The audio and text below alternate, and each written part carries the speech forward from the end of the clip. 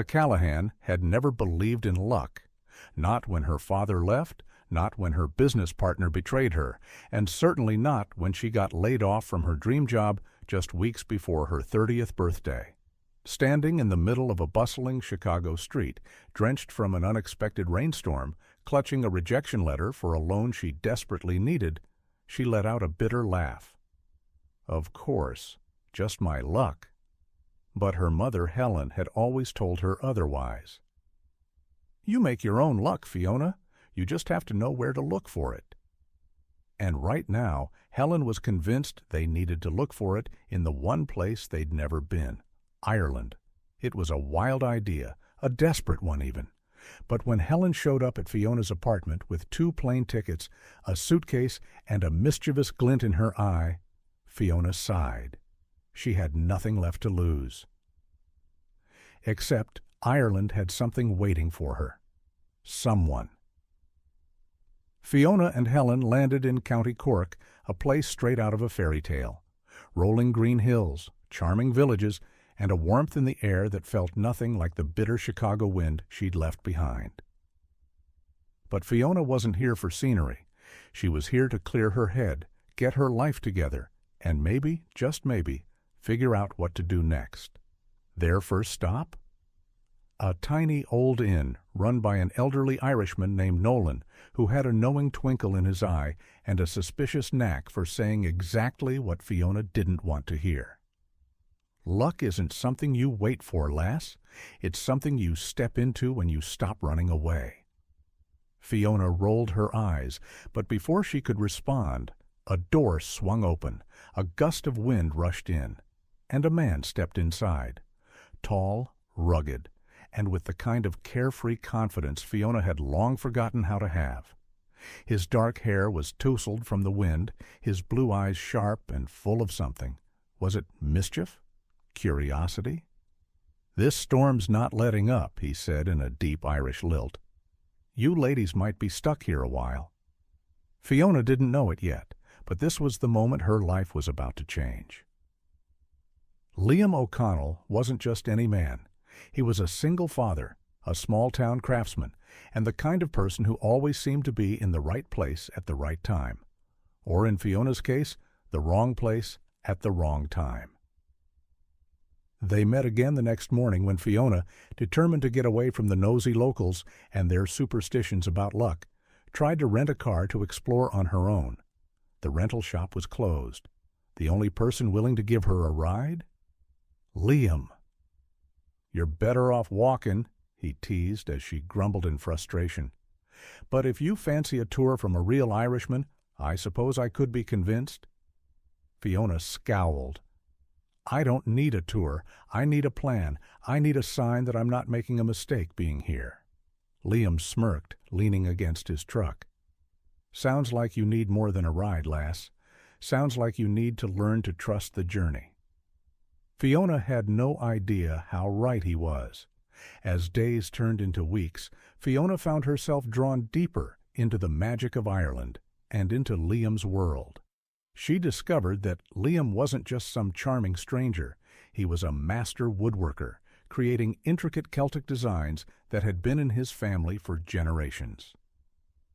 She met his daughter, Daisy, a bright-eyed, curious little girl who had lost her mother years ago and was hesitant to let anyone new into their lives. And she uncovered secrets about her own family's Irish roots, secrets Helen had been too afraid to share for years. But just as Fiona began to believe in the magic of this place, in Liam, in herself, trouble arrived, an unexpected offer from Chicago, a ghost from Liam's past, a choice that could change everything. Fiona had started to believe in Ireland's magic, not in some fairy tale way, but in a way that made her feel alive again. She had stopped constantly checking her emails for job offers that never came. She had begun waking up excited, eager to explore the small villages, hear the old stories, and, more than anything, spend time with Liam and Daisy. But as all good things go, reality found a way to intrude.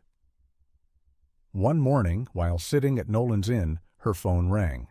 She almost didn't pick it up. She had gotten used to ignoring calls from numbers she didn't recognize.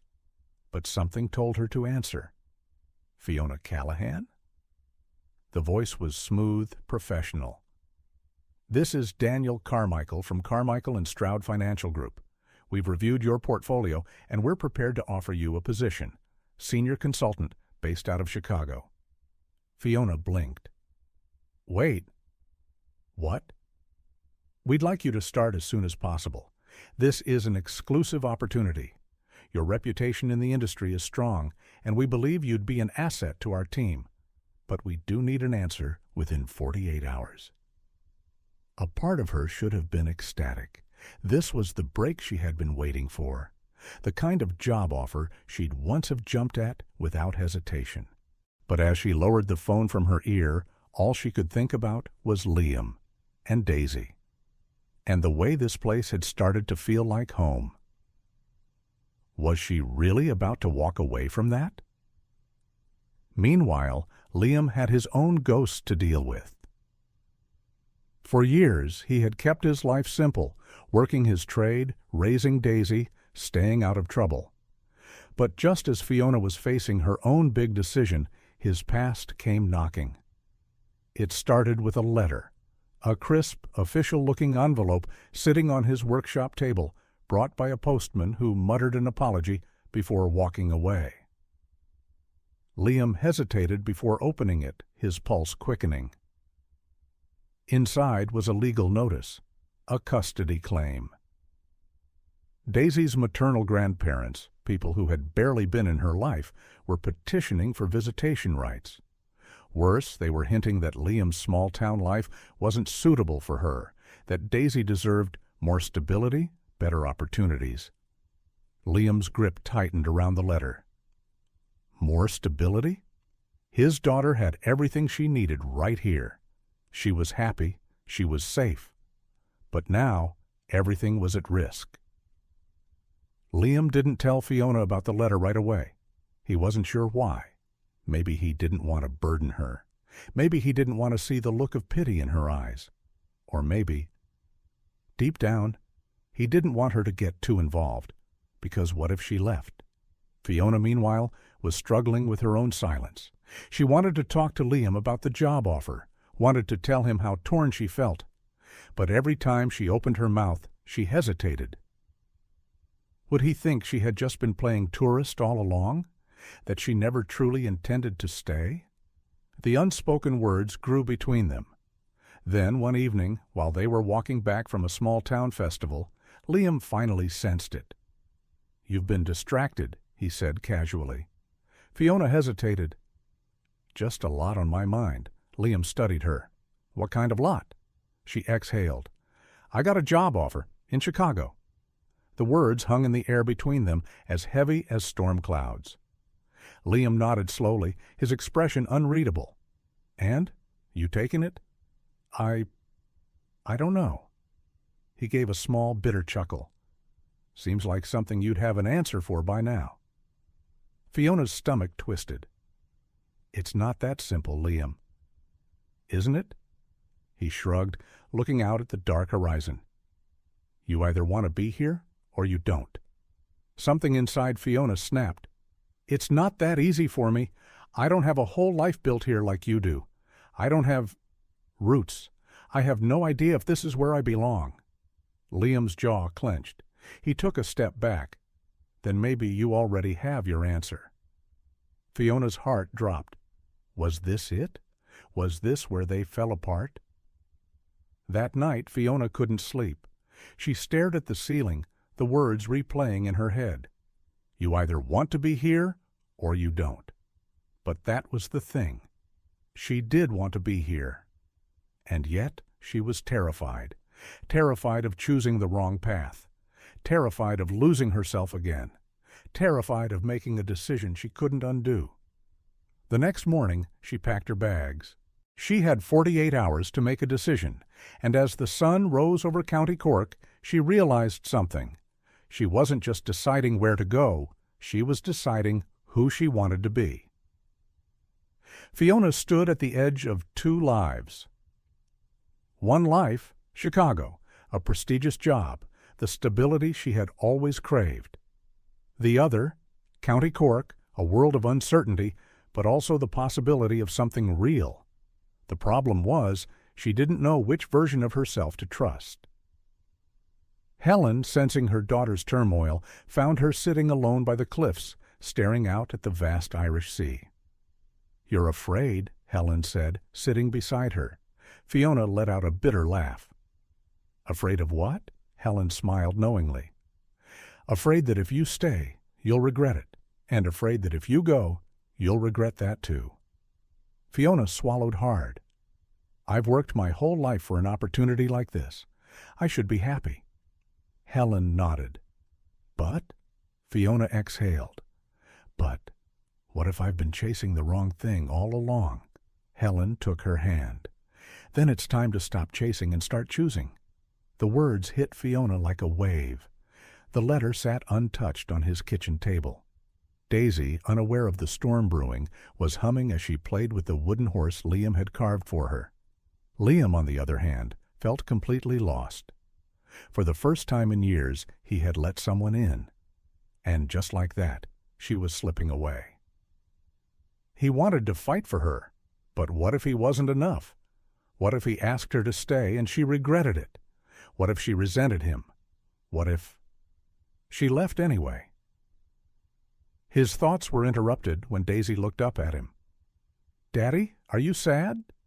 Liam forced a smile. "Just thinking, love." She tilted her head. "About Fiona?" His chest tightened. "Yeah?" Daisy thought for a moment before saying, "She makes you happy. You should tell her." Liam swallowed hard. "It's not that simple, sweetheart." Daisy frowned. "Why not?" Liam had no answer, because maybe, just maybe, it was that simple. Fiona had one more night in Ireland. Her flight was booked. Her bags were packed, and yet she found herself walking, not toward the airport, but toward Liam's workshop. She found him outside, carving something under the dim light of a lantern. He looked up, surprised to see her. For a long moment, neither of them spoke. Finally, Fiona exhaled. "I don't want to leave like this." Liam studied her, his hands tightening around the chisel. "Then don't." Fiona's breath caught. "I can't just throw everything away," she whispered. Liam's jaw tensed. And what if it's not throwing it away? What if it's finally getting it right? Fiona felt her heart pounding. This was it. The moment she could either walk away, get on that plane, and go back to the life she had always known. Or she could stay. Not because of Liam, not because of some fantasy, but because deep down she knew this was where she was meant to be. The next morning, Liam stood outside his house, watching as Daisy played in the yard. He had convinced himself Fiona was gone. That was the way life worked, wasn't it? Some people came, and then, just as quickly, they left. But then he heard footsteps. He turned, and there she was, Fiona, out of breath, suitcase in hand, eyes full of something between fear and hope. "I missed my flight," she said, a little breathless. Liam arched an eyebrow. "Did you now?" She swallowed hard. "Yeah, turns out I'm really bad at leaving places that feel like home." Liam felt something in his chest unravel. He stepped closer. "And what about Chicago?" Fiona smiled softly. "Chicago will survive without me. But I don't think I'll survive without this." Liam studied her for a long moment. And then he pulled her in, kissing her like he had been waiting his whole life to. From the porch, Daisy let out a delighted cheer, and just like that, Fiona finally understood what Helen had been trying to tell her all along.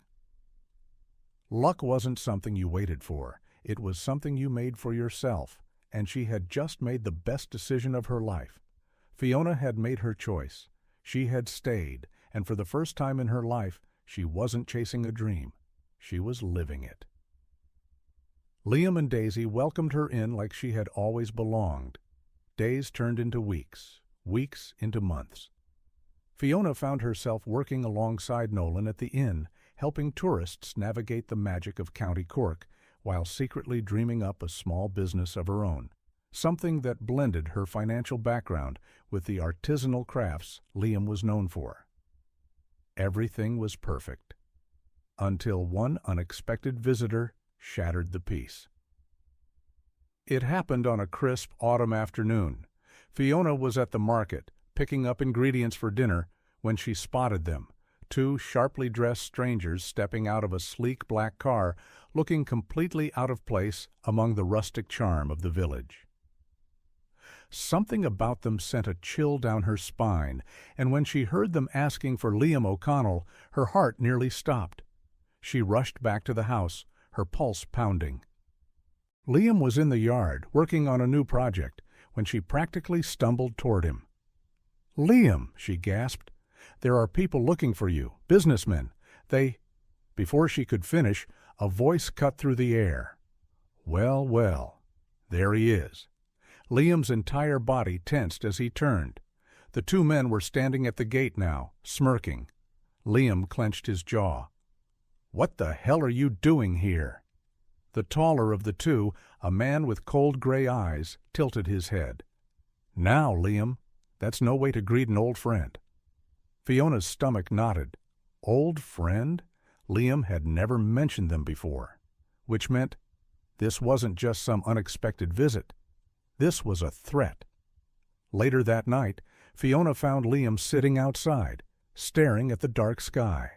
She sat beside him, wrapping a blanket around her shoulders. "You're going to have to tell me the truth, Liam." His hands tightened around his mug. For a long time he said nothing. Then, finally, he exhaled. "There's something I haven't told you." Fiona's chest tightened. "What is it?" Liam hesitated, then turned to her. "Before I came back here, before Daisy, I wasn't exactly living the quiet life." Fiona felt her breath catch. "I was mixed up in something. Not crime, exactly, but let's just say I worked for people who expected loyalty. And I walked away." He clenched his jaw. "Turns out they didn't take too kindly to that." Fiona swallowed. "And now they're here?" Liam nodded slowly. "Yeah, and trust me, Fiona, they never show up without a reason." For days, the presence of the two men lingered in town like a storm cloud waiting to break. Liam tried to act like it was nothing, but Fiona saw the way he flinched whenever Daisy was near, saw the way he checked the locks twice before bed, saw the fear he refused to admit. And then the ultimatum came. A letter slipped under their door in the dead of night. It was simple. "Come back, finish what you started, or we take everything from you." Fiona's hand shook as she read it. "Liam, they can't be serious." Liam's face was stone cold. "They are." She swallowed hard. "What do we do?" Liam looked at her, something fierce in his eyes. "We fight." Fiona and Liam weren't alone. The town had always looked out for its own, and when Nolan, Helen, and the others heard what was happening, they didn't hesitate. "We've dealt with outsiders before," Nolan said with a smirk. "And trust me, lass, we don't let them win." What followed was a game of cat and mouse, a battle of wit, loyalty, and survival. And just when Fiona thought they had a plan, the men took Daisy. Fiona had never known true terror until the moment she realized Daisy was missing. A note was left in her place. "You have 24 hours. Liam was a man possessed." Fiona had never seen him like this.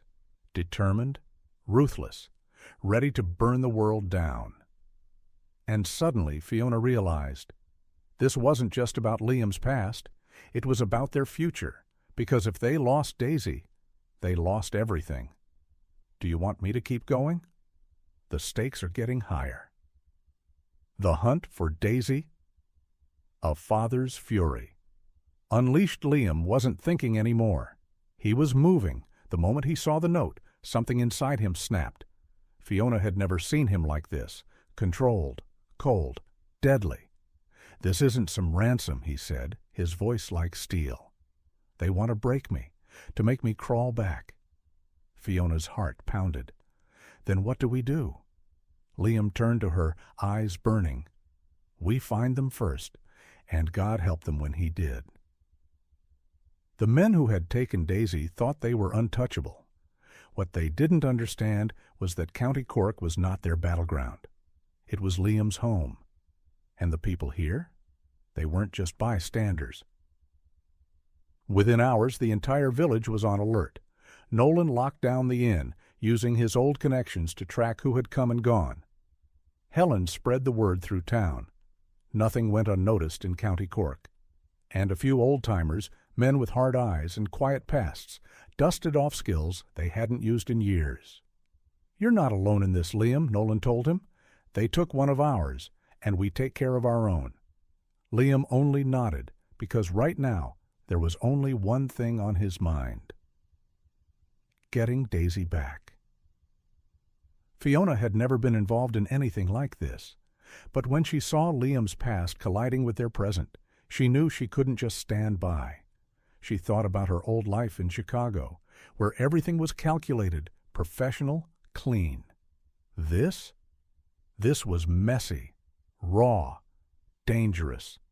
And yet, for the first time, she wasn't running. She was fighting for something real. Which is why, when she realized there was one person who could help, she didn't hesitate. She picked up the phone and called Daniel Carmichael. Daniel was the man who had offered Fiona the job in Chicago. But what Liam didn't know, what she had never told him, was that Daniel wasn't just some corporate executive.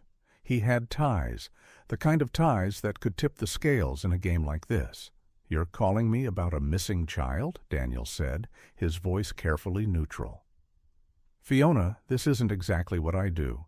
"But you know people who do," Fiona shot back. "And I know how your world works. You owe me, Daniel." A long silence. Then, finally, "I'll see what I can find." Fiona hung up, her hands trembling, because now she had made a deal, and there was no turning back. Hours passed. Every second felt like a lifetime. And then Daniel called back. "I found them." Fiona's breath caught. "Where?" Daniel hesitated. "But there's something you need to know." Her stomach twisted. "What?" Daniel exhaled. "They're not just holding Daisy. They're using her as leverage to force Liam into one last job." Fiona's blood ran cold.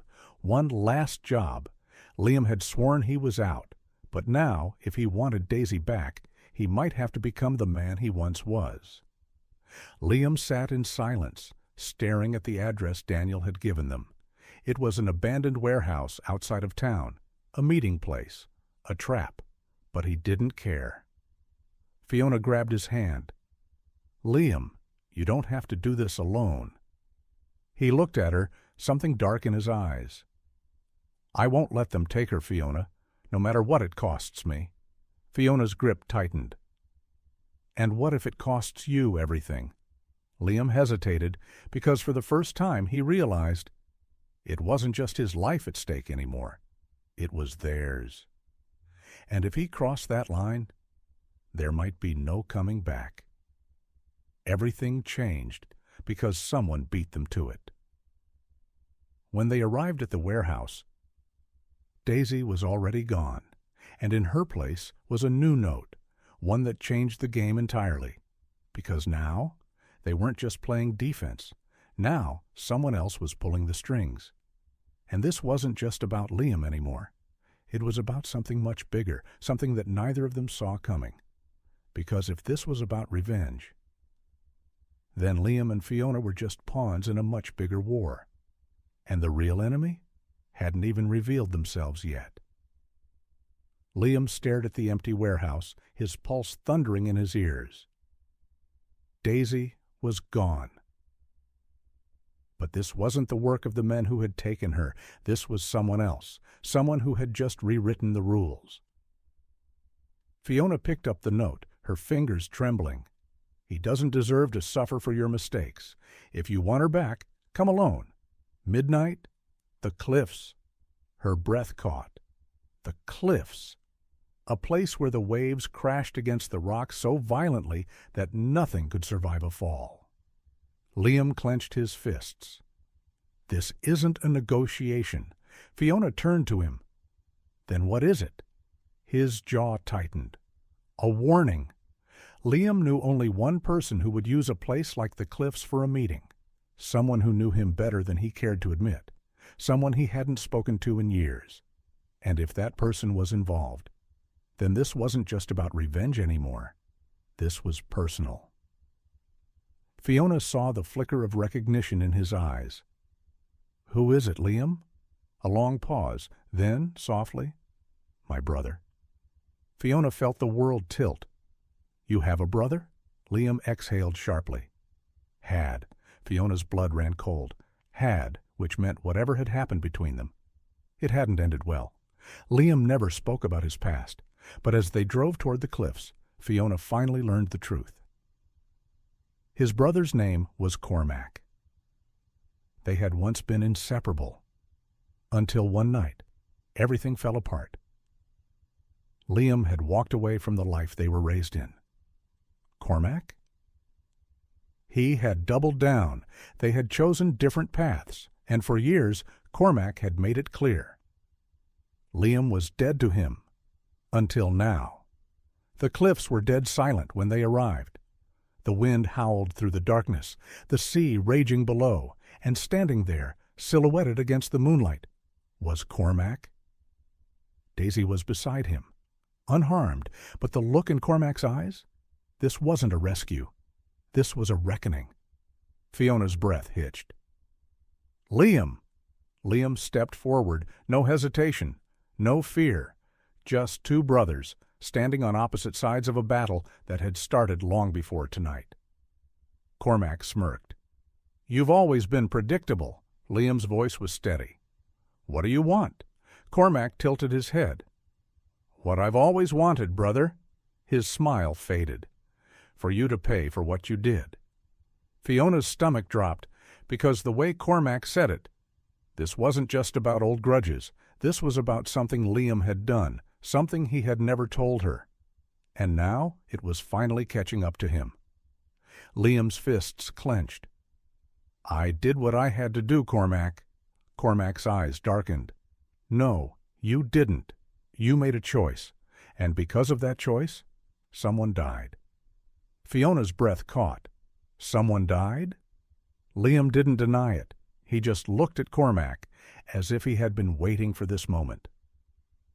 "If you're going to kill me," Liam said, stepping closer, "do it."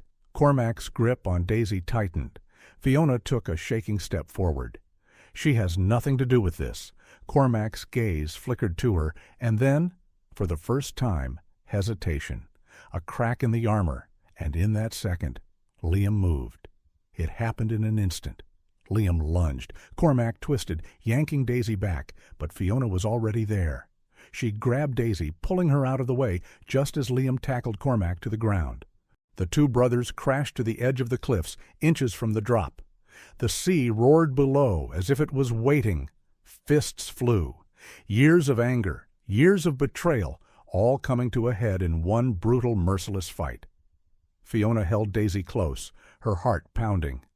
"Liam!" she screamed, but he couldn't hear her, because in that moment there was only Cormac, only the past, only unfinished business.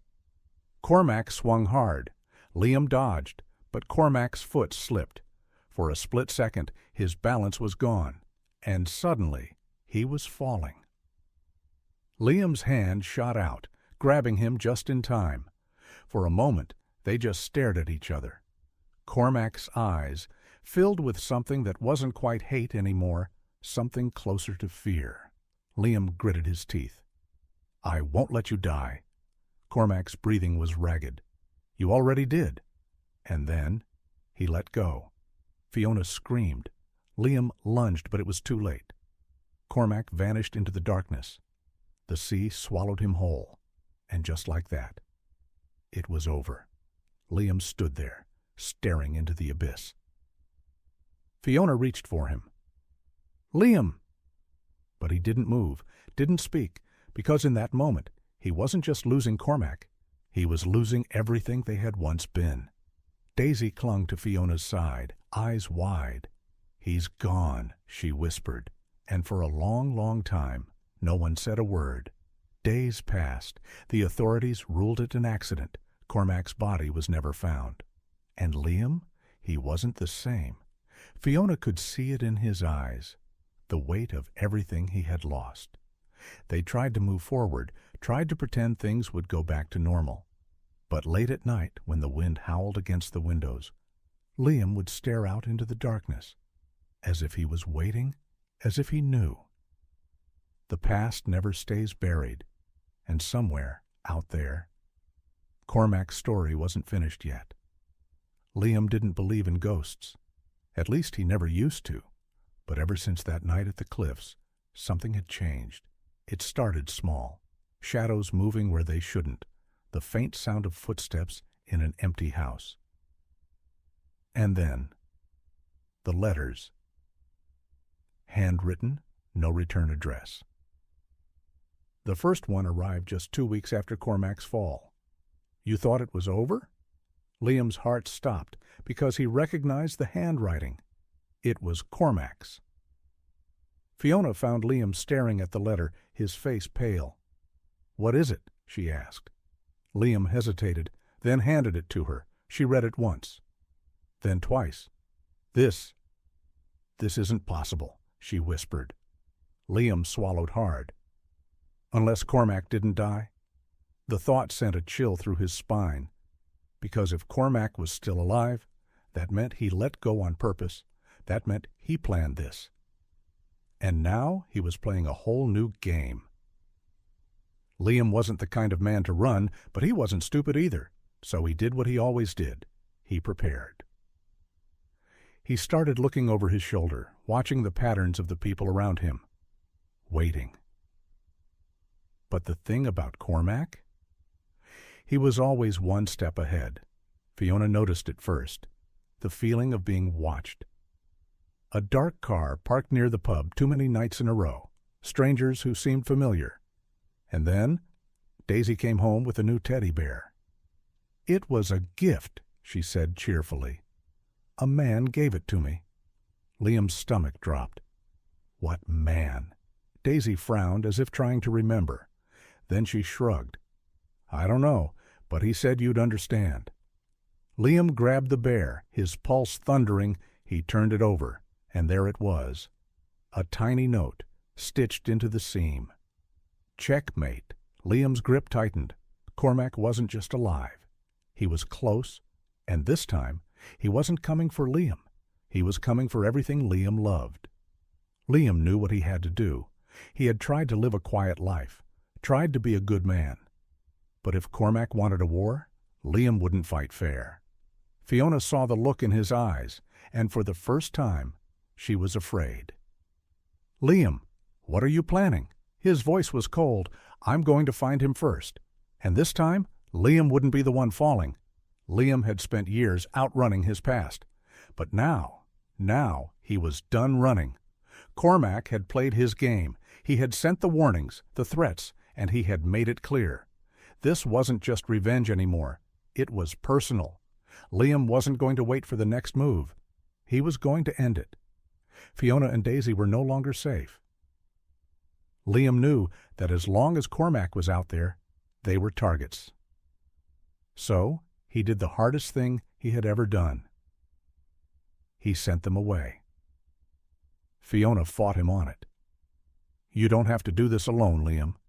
He cupped her face, pressing his forehead to hers. "I do, because if this was going to end, it had to be just him and Cormac. One last time." Liam spent weeks hunting, following the breadcrumbs Cormac had left behind. The letters, the staged appearances, the teddy bear. He knew Cormac wanted him to follow the trail, so he did, and it led him back to where it all began. The cliffs, where Cormac had died, where Liam had first made his choice, and where this would finally end. The night was eerily silent when Liam arrived, and then a voice from the darkness. "I was beginning to think you'd given up, brother." Liam turned. Cormac stepped into the moonlight, alive and well, a smirk on his face. No more shadows, no more tricks. Just two brothers standing at the edge of the world. One last time. Liam exhaled slowly. "Why?" Cormac chuckled. "You really don't know?" Liam clenched his jaw. "I let you go that night, Cormac. I tried to save you." Cormac's smile faded. "You never did understand, did you?" he whispered. Then he stepped closer, eyes burning. "This was never about revenge, Liam. It was about justice." Liam's breath hitched. Cormac shook his head. "You walked away, but you left a mess behind. People suffered. People died." Liam swallowed hard. "I had to make you pay," Cormac murmured. "I had to make you see." Liam studied his brother's face, and for the first time he saw the truth. This was never just about old wounds. Cormac truly believed he was right, that he was the one delivering justice. Liam took a step back. "What happens now?" Cormac sighed. "Now? Now you make a choice." And then he pulled out a gun. Cormac held the gun loosely, as if it barely mattered. "This can end one of two ways," he said. Liam didn't move. "And if I don't fight?" Cormac tilted his head. "Then you lose." Liam exhaled slowly. He had made mistakes, but he wasn't the same man he used to be. He had a life now, a future, and he wasn't going to let his brother take that away. Cormac raised the gun. Liam saw his finger tighten on the trigger. There was no more time to talk, no more time for second chances, and in that split second, Liam acted. He lunged, a single shot rang out, and when the smoke cleared, Cormac was on his knees, clutching his side. Liam stood over him, heart-pounding. For a long moment, neither spoke. Then, finally, Cormac let out a bitter laugh. "Guess I lost." Liam swallowed hard. "It didn't have to be this way." Cormac looked up, and for the first time, his eyes softened. Maybe it always did. Then his body slumped, unconscious. Liam exhaled. It was over. At last, Cormac survived.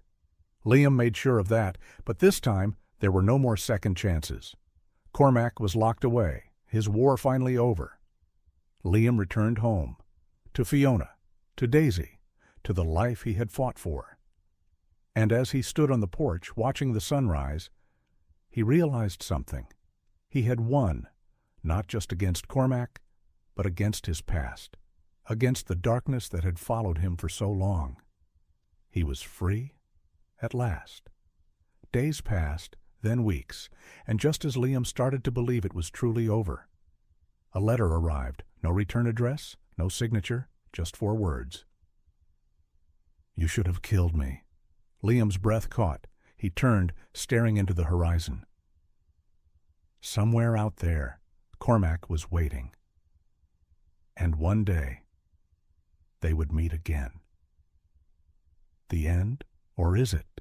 The world first noticed something strange when Keanu Reeves failed to appear at the premiere of his own movie. Cameras flashed, reporters murmured, and fans waited. But the man himself was nowhere to be seen. Then came another red carpet event. Still no Keanu. Talk show appearances? Canceled? Social media? Silent. For months the whispers grew louder. Where is Keanu Reeves? Speculations ran wild. Some claimed he had retired in secret. Others insisted he was battling an illness. A few tabloids even suggested he had gone on a spiritual retreat to escape the pressures of fame. But the truth? The truth was something no one could have ever expected.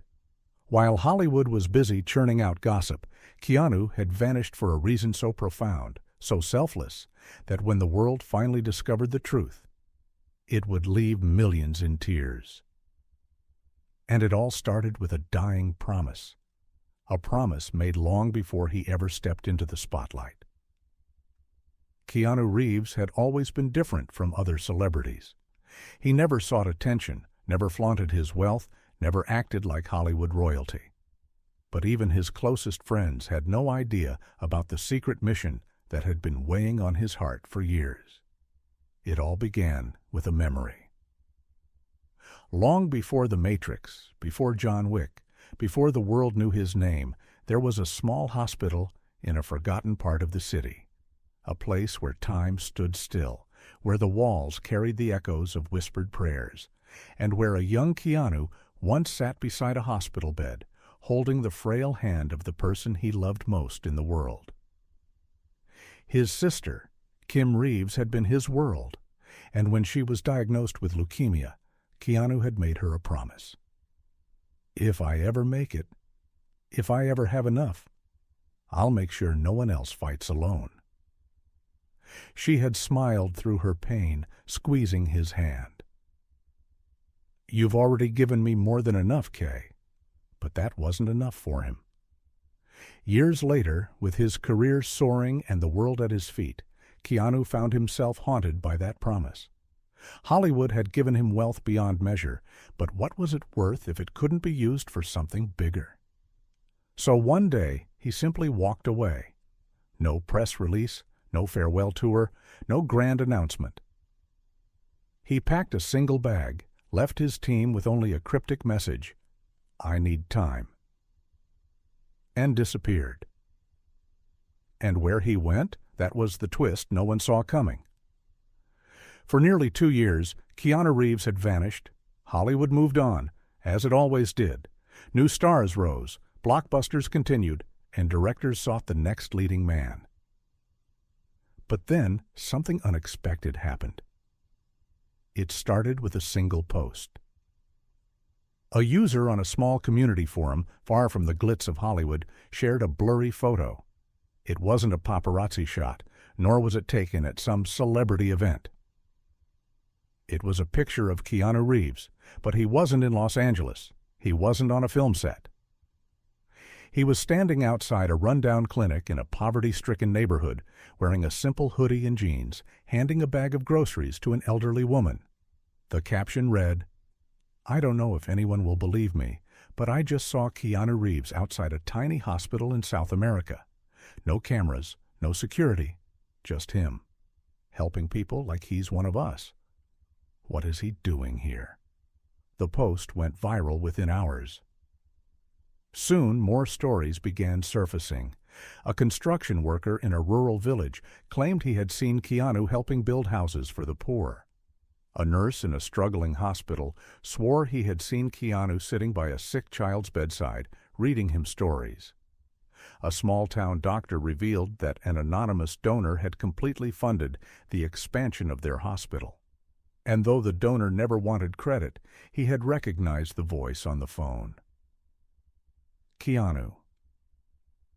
Piece by piece, the world started uncovering the truth. While Hollywood had been searching for him, while the media had been spinning rumors, Keanu had been quietly changing lives, without anyone knowing. And then, one journalist decided to go looking for him. The rumors had reached every corner of the internet. People were desperate to know, was it true? Had Keanu Reeves really abandoned Hollywood to help the forgotten corners of the world? One investigative journalist, Sarah Whitmore, wasn't content with speculation. She wanted the truth.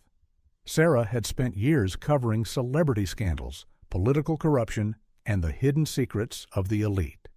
But this was different. Keanu Reeves wasn't running from controversy. He was running towards something bigger. Determined to uncover the truth, she followed the breadcrumbs. She traveled to the hospital where the first viral photo had been taken. No one wanted to talk at first. But then an old woman hesitantly pointed at a worn-out building in the back of the clinic. "He comes here, but he doesn't want attention." Inside, Sarah found a small group of doctors. At first, they refused to confirm anything, but after some persistence, one of them finally broke the silence. "We don't know why he chose us. One day, he just walked in. No cameras, no press. He asked how he could help. We told him we needed supplies. The next week, we had new beds, medicine, equipment. When we asked who paid for it, he just smiled and said, 'A friend.'" Sarah was stunned. Keanu hadn't just written a check. He had stayed. He spent time with patients, cleaned floors, and sat with families who had lost loved ones. He didn't just give money. He gave himself. Sarah's search led her to more places, a remote village where Keanu had spent weeks helping rebuild homes destroyed by a flood. A small orphanage where children spoke of a kind man who played soccer with them every evening. A struggling diner where the owner claimed Keanu had quietly paid off their debts. Story after story, the pattern was clear. Keanu Reeves had walked away from Hollywood not for himself, but for others, and he had done it all without ever wanting anyone to know. But the biggest twist was yet to come. Sarah Whitmore had uncovered enough to run a groundbreaking story. She had proof, testimonies, and photos. The world deserved to know. But there was one last lead she had to follow. A local fisherman in a remote coastal town whispered to her, "If you really want to find him, go to the hills. There's a place where the sick go when they have nowhere else." It was a tiny makeshift hospice on the edge of civilization. No fancy equipment, no government funding, just a small team of volunteers doing whatever they could for people with nowhere else to go. And there, sitting on a rickety wooden bench under the shade of a tree, was Keanu Reeves. His hair was longer, streaked with silver strands. His beard had grown, his clothes were simple, but his eyes still held that unmistakable kindness. He was holding the hand of an elderly man, listening intently as if this stranger's story was the most important thing in the world. Sarah hesitated. How do you approach a man who doesn't want to be found? But before she could speak, Keanu looked up, a small knowing smile on his face. "You found me," he said quietly. For a moment she forgot she was a journalist. Why, Keanu? Why walk away from everything? From Hollywood? From the life you built? He sighed, glancing toward the hospice. Because they needed me more than Hollywood did. Sarah sat beside him, her notepad forgotten. But you had everything: fame, fortune, influence. Keanu chuckled, shaking his head. Fame fades, fortune comes and goes. Influence? It's only real if you use it to lift others up. Then, after a moment, he added, I never wanted this to be a story. I just wanted to help. Sarah knew she had something bigger than just an article. She had a truth the world needed to hear. Keanu Reeves wasn't missing. He had never been lost. He had simply found a purpose greater than the silver screen. And when Sarah finally published her story, it didn't just go viral, it changed lives. People started donating to hospitals and shelters. Celebrities were inspired to give more than just money. Strangers helped strangers, all because of one man's silent kindness.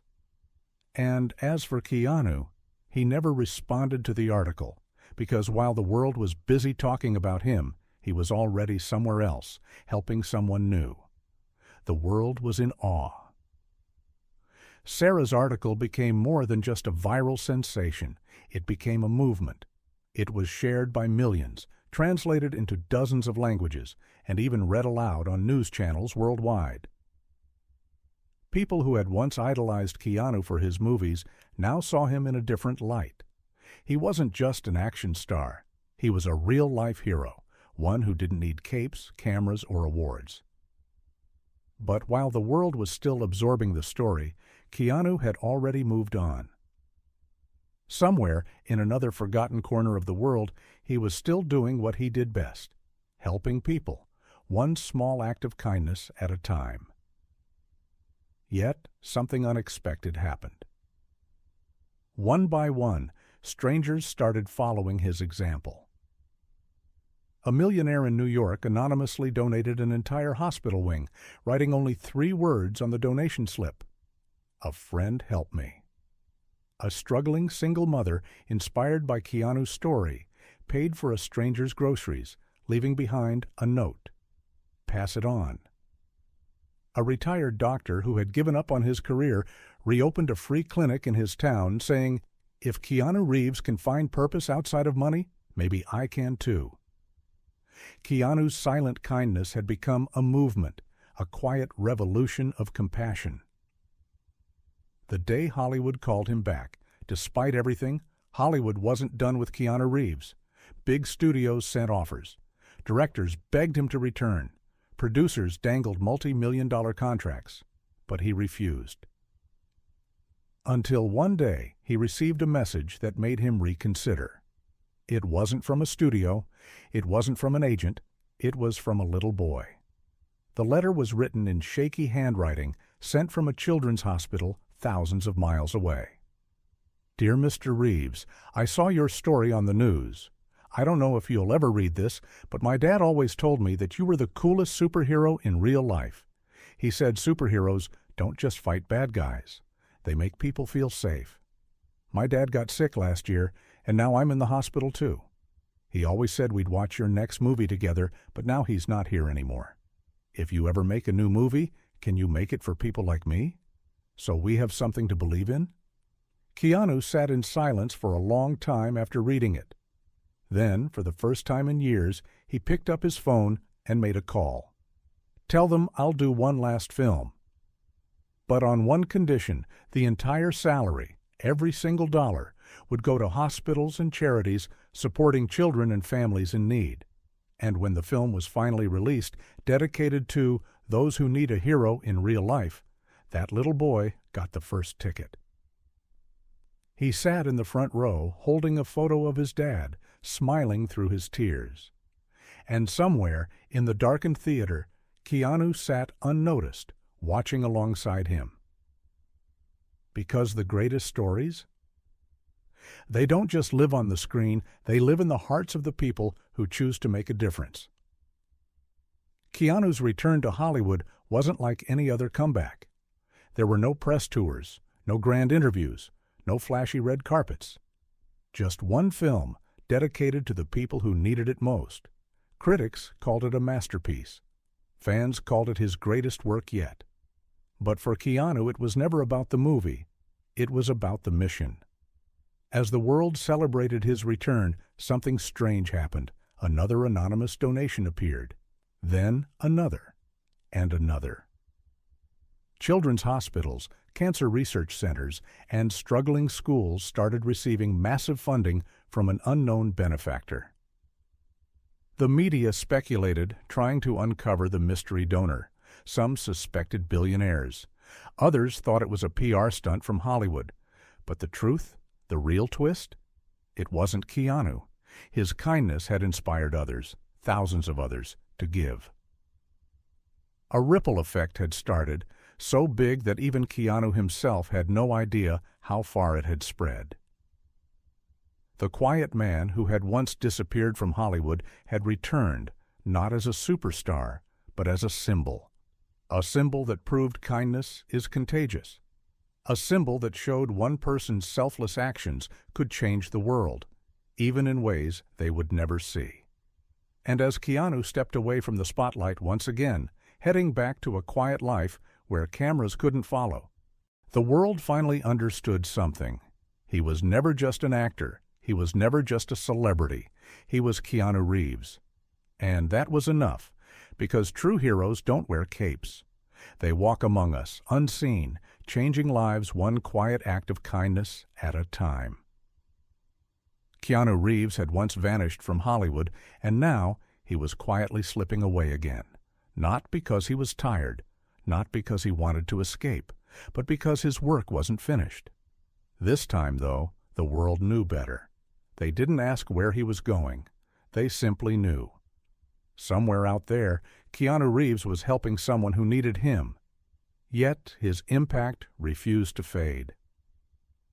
One day, a filmmaker, someone who had grown up watching Keanu's films, decided to make a documentary, not about his movies, not about his fame, but about the real Keanu Reeves. The documentary, titled Keanu. The man behind the myth wasn't your typical Hollywood tribute. It wasn't a glamorous highlight reel of his biggest blockbusters. It was raw, real, and deeply human. It featured the voices of the people Keanu had helped over the years. The nurse who still remembered the day he sat beside a dying child, whispering stories until the boy fell asleep for the last time. The diner owner whose family business was saved by an anonymous check, only to later discover the mysterious benefactor was Keanu himself. The construction workers who never expected John Wick to pick up a hammer and help rebuild homes after a disaster. The world had thought they knew Keanu Reeves, but this film showed them who he really was. And when it finally premiered, without Keanu in attendance, of course, there wasn't a dry eye in the theater. The final scene of the documentary featured a grainy, never-before-seen video. It wasn't taken by the media. It wasn't meant for public eyes. It was a shaky phone recording, filmed by a young girl in a wheelchair, taken years ago in a hospital lobby.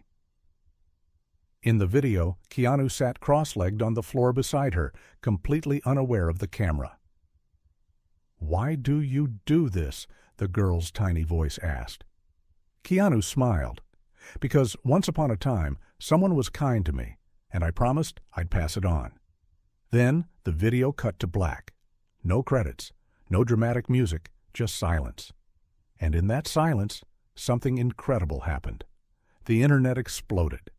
Hashtags like #BeLikeKeanu and #kindness. Like Keanu trended worldwide. People didn't just talk about the documentary, they acted. Random acts of kindness flooded the world. Strangers paid for each other's meals. People donated to charities without seeking credit. Volunteers lined up at shelters. For the first time in a long time, hope felt contagious. When reporters tried to contact Keanu for a response, he was nowhere to be found. Of course. Because by the time the world was celebrating his legacy, Keanu Reeves was already somewhere else, helping someone new, far from the cameras. And when a young journalist finally tracked him down, the young journalist had spent months trying to find him. No Hollywood mansions, no VIP lounges, no red carpets, just a quiet, unassuming town in the middle of nowhere. And there he was, dressed in a simple hoodie, sipping coffee at a roadside cafe, completely at peace. She hesitated before approaching. After all, this was Keanu Reeves, the man who had changed millions of lives without ever seeking attention. Finally, she gathered her courage. "Mr. Reeves, can I ask you one last question?" Keanu looked up, his eyes kind but weary. "Sure," he said, setting his cup down. The journalist took a deep breath. After everything, the fame, the fortune, the movies, the disappearances, if you could be remembered for just one thing, what would it be? Keanu was silent for a long time. He looked out at the horizon as if searching for the right words. Then, finally, he spoke. "I don't want to be remembered."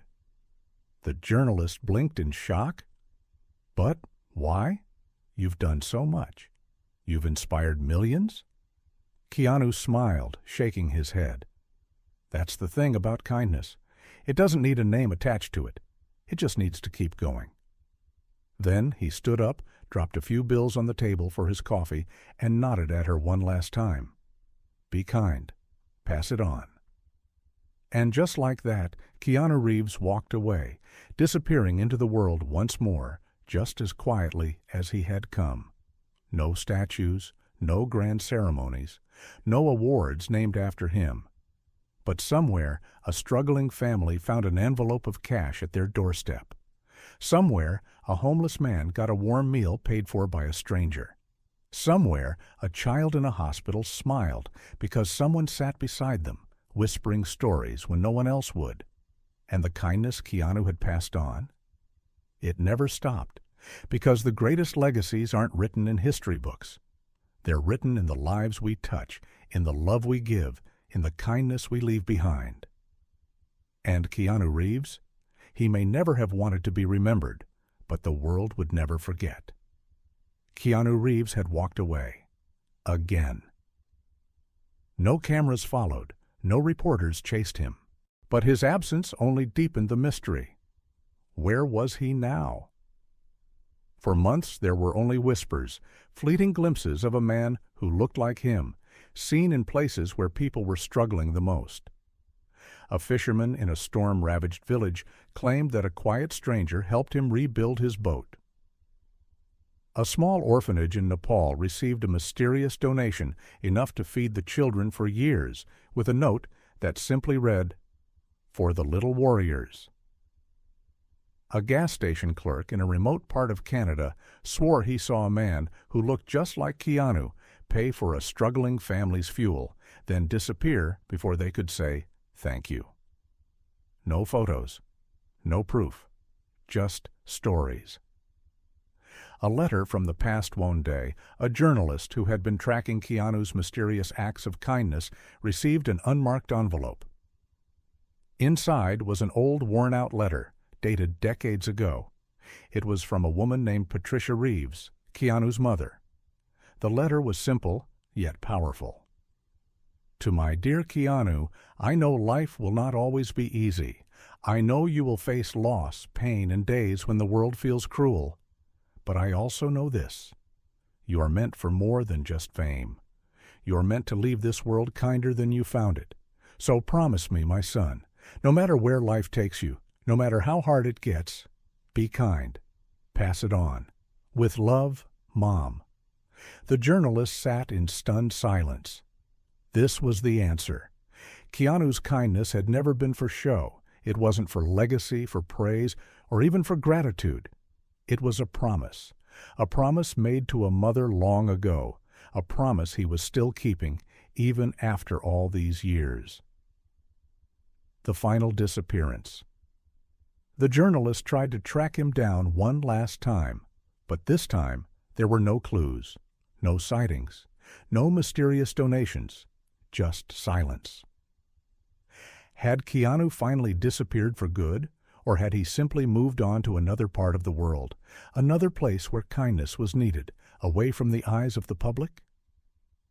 No one knew, but one thing was certain: wherever there was struggle, wherever there was pain, wherever there was someone in need, Keanu Reeves was there, not as a celebrity, not as an actor, but as a man who had once been shown kindness and had chosen to pass it on. And so the legend of Keanu Reeves would never truly end. Because kindness, once set in motion, never fades. It only grows. And maybe, just maybe, he's still out there, watching, helping, passing it on. Years passed. Hollywood had long moved on. New stars rose, new trends took over, and Keanu Reeves became a whisper in the industry. His films still played on screens, his name still carried weight. But he himself? He was gone. People wondered, had he finally retired for good?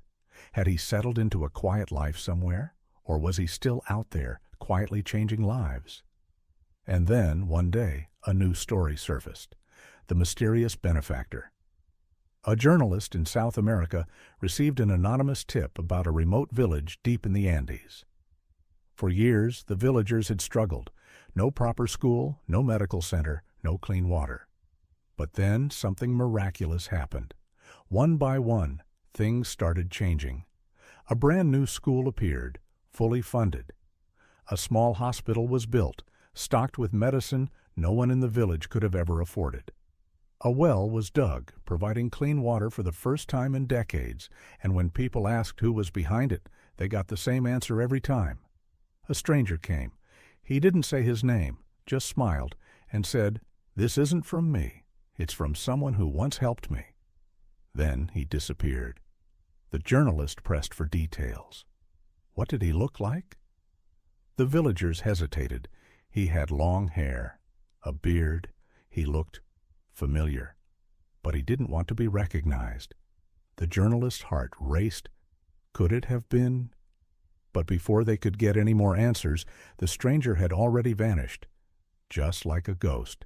The urban legends. Begin more and more stories started surfacing. A homeless shelter in New York suddenly received a massive donation, enough to keep it running for years. An elderly war veteran struggling with medical bills found an envelope of cash slipped under his door. No name, no return address. A struggling musician in Paris woke up to find a brand new guitar on his doorstep with a note that simply read, "Keep playing, the world needs your music." Everywhere, whispers of a nameless benefactor spread like wildfire. Some believed it was an underground millionaire secretly giving away his fortune. Others thought it was a group of philanthropists working in secret. But a few believed something else. Could it be Keanu? Of course, there was no proof, no photos, no videos, no sightings that could be confirmed, just stories. And just like that, Keanu Reeves stopped being just a man. He became something more. One night, an old friend of Keanu's, an actor who had known him back in Hollywood, sat by a campfire, deep in thought. A young filmmaker, fascinated by the mystery, leaned in and asked, "Do you think Keanu is still out there?" The old actor chuckled, shaking his head.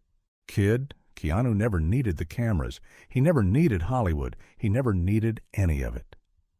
He stared into the flames for a long time, then smiled. "But if you ask me, yeah, he's out there, somewhere, still keeping that promise, still passing it on." The young filmmaker shivered, not from the cold, but from the weight of those words. "So, do you think we'll ever see him again?" The old actor took a deep breath, exhaling slowly. Then, with a knowing look, he simply said, "Maybe we already have. Every time someone chooses kindness, every time someone helps a stranger, every time someone pays it forward without asking for anything in return. That's Keanu. That's his legacy." He tapped his chest, right over his heart. You don't need to see him to know he's still here. And in that moment, the young filmmaker understood.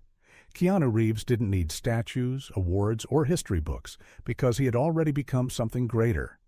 A story, a symbol, a reminder. And as long as kindness existed in the world, the legend of Keanu Reeves would never truly disappear. Because heroes don't need to be seen. They just need to be believed in. And somewhere in the shadows, a quiet man with long hair and a gentle smile walked away once more, heading toward the next soul in need. The end? Or just another beginning? Should we go even deeper into this myth? Or does this feel like the perfect legend to leave behind? The man who walked among us, the world moved forward, but the whispers never stopped. Keanu Reeves had become more than a celebrity, more than a Hollywood star. He had become a ghost in the world of kindness, a name spoken in hushed tones by those who had encountered him but had no proof to share. And then, something unbelievable happened. A photograph no one could explain. A travel blogger was hiking through a remote village in Nepal when he stopped at a small roadside tea shop. There, hanging on the wall, was an old, faded photograph. It showed a group of children laughing, surrounded by volunteers, helping to rebuild a school. And standing among them, almost blending into the background, was a man with long hair and a beard, wearing a simple worn-out jacket. The blogger squinted. Could it be? He snapped a picture of the photograph and posted it online, asking if anyone else saw what he saw. The internet exploded. The man in the photo looked just like Keanu Reeves. But the date on the photo? 1987. 38 years ago. The time paradox? Theories ran wild. Did Keanu secretly travel the world doing charity work before he even became famous? Was this just a look-alike? Or was Keanu something more? Some joked that he was a time traveler, forever moving through history, helping those in need. Others believed it was proof that Keanu had been quietly giving back long before Hollywood ever knew his name. And some, just for fun, started digging into old history books, trying to find more unexplained sightings. And that's when the real mystery began. More sightings, more questions.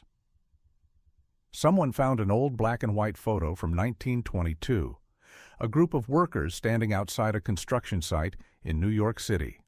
One of the men, long hair, solemn eyes, an uncanny resemblance to Keanu Reeves. Then another, a Civil War-era painting found in a small museum in Virginia. Among the soldiers, a man with a strangely familiar face. Could it be him? Was it just coincidence, or had Keanu Reeves existed far longer than anyone had realized? The internet ran wild with the idea. Memes exploded.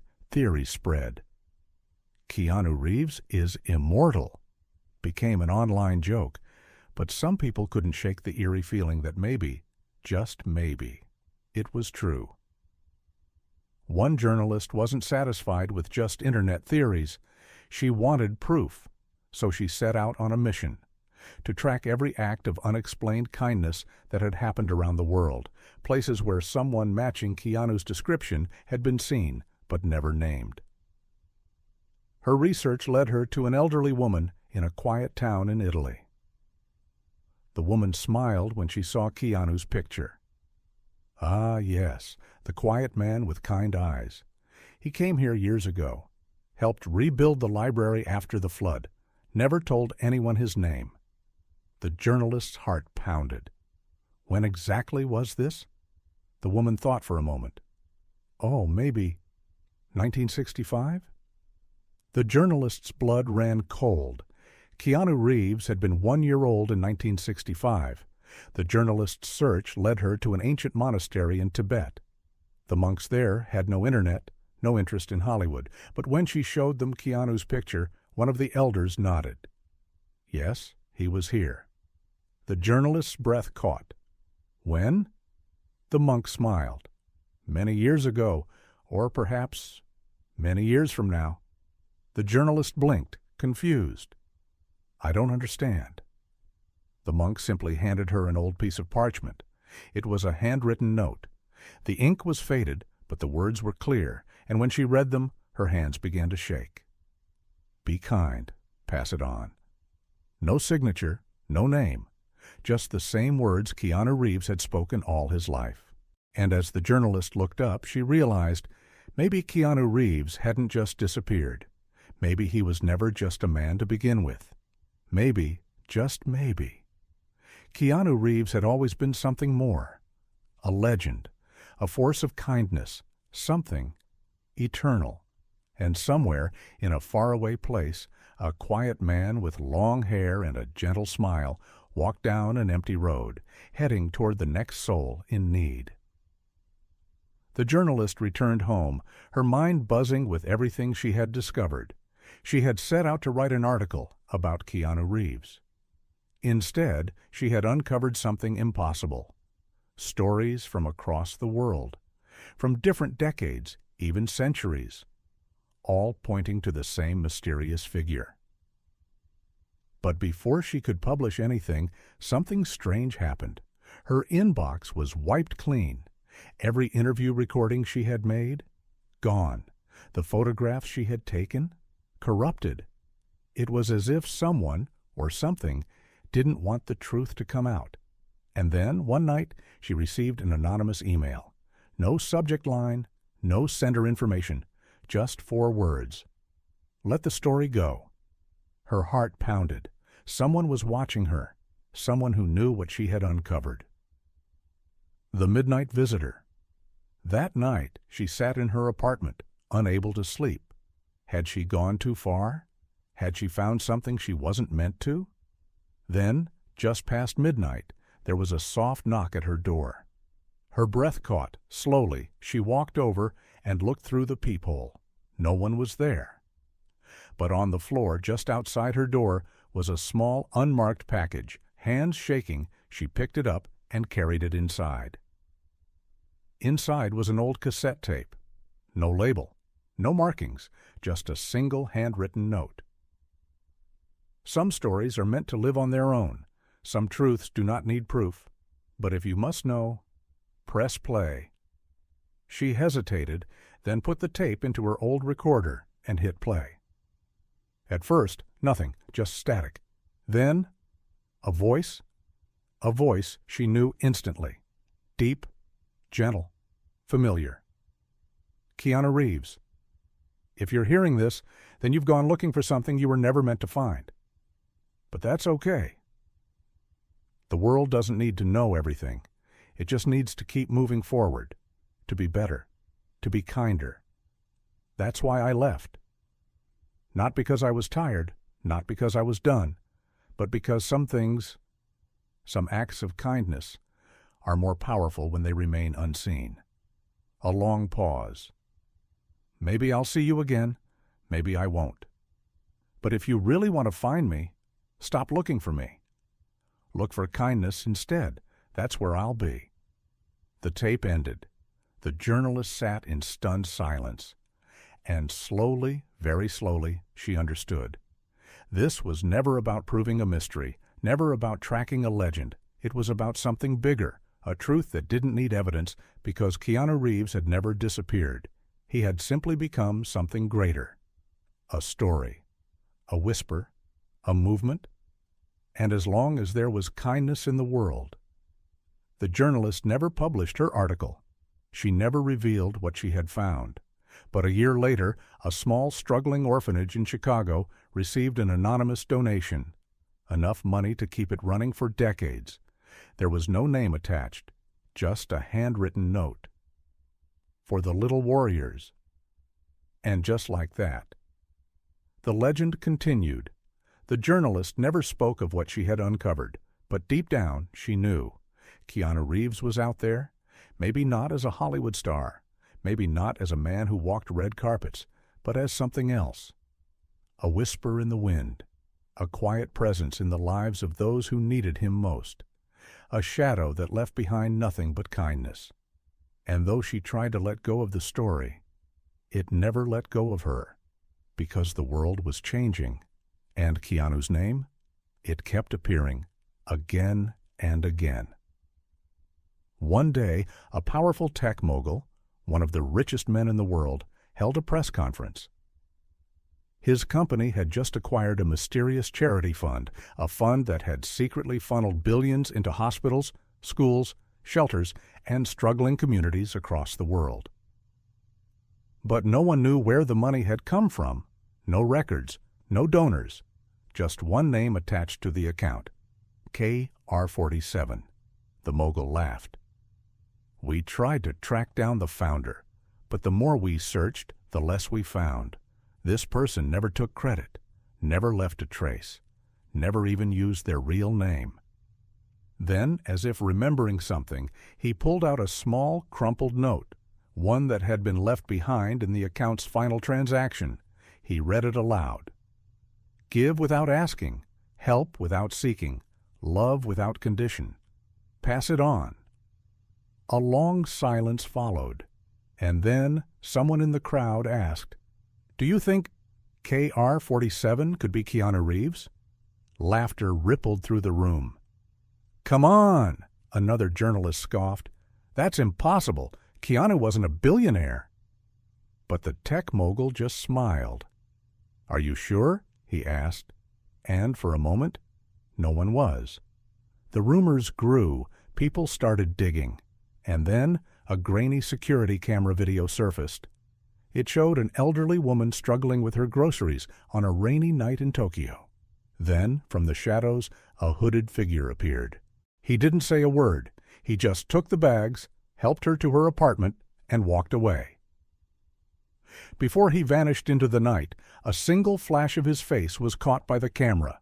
Long hair, a familiar beard. The internet exploded. That's him! It has to be him! But the skeptics fought back. It's just a look-alike. Keanu Reeves is gone. He's been gone for years. But those who knew the legend, those who believed in the whispers, they weren't so sure. Because Keanu Reeves had never wanted to be found.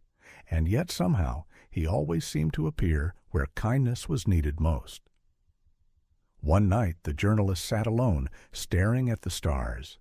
She thought of the stories, the myths, the secrets she had uncovered. And then a thought struck her. Maybe Keanu Reeves wasn't just one man. Maybe he was a symbol, A movement, a reminder that in a world obsessed with fame, power, and recognition, true kindness didn't need a name. Maybe that was why he disappeared. Not because he was gone, but because he wanted the world to understand. Anyone could be Keanu Reeves. All it took was one act of kindness, one selfless gesture, one decision to change someone's life without ever asking for anything in return. And maybe, just maybe, that was the real legacy he wanted to leave behind, not as a man, not as a celebrity, but as an idea. And ideas? Ideas never die. And somewhere, right now.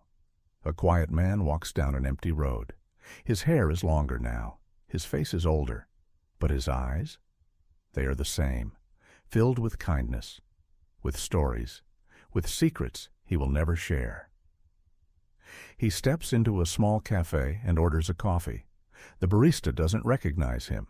She just sees a tired traveler with a kind smile. And when she hands him the cup, he overpays, leaving a little extra behind. Not much, just enough for the next struggling customer to have their coffee paid for. And as he walks out, disappearing into the crowd. A new story begins, because kindness never vanishes. It just changes form. And so, the legend of Keanu Reeves lives on, wherever a quiet act of kindness is passed forward, forever.